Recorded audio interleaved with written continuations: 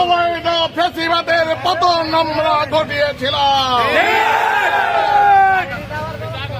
আমরা আশা করেছি,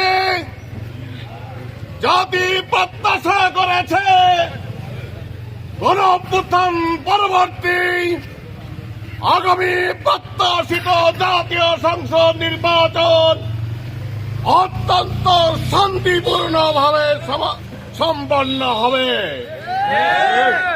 আমরা অত্যন্ত বেদনার সাথে লক্ষ্য করলাম, এরপরে তীরবর্তী ঝিনাইগাতি এলাকার সংসদীয় আসনের নির্বাচন কমিশন কর্তৃক আয়োজিত পরিচিতিমূলক অনুষ্ঠানে আজকের বাংলাদেশ জাতীয়বাদী দলের তথাকথিত সন্ত্রাসীরা আক্রমণ করে আয়োজিত অনুষ্ঠানকে ভণ্ডুল করে দিয়েছে।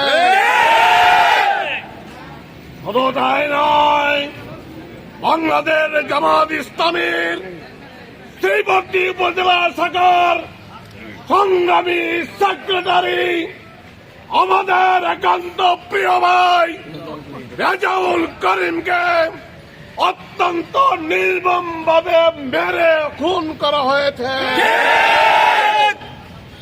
আমরা এই ঘটনার তীব্র নিন্দা এবং প্রতিবাদ জানাই।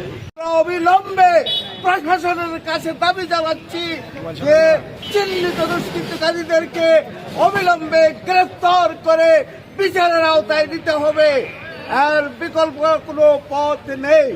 আজকে আমরা অত্যন্ত বেদনার সাথে ঘোষণা করছি যে যদি এই ধরনের অবস্থা অব্যাহত থাকে, আমরাও প্রতিবাদে আবার রাজপথকে সেই 24-এর আন্দোলনের মতন আবার উত্তাল করে তুলব।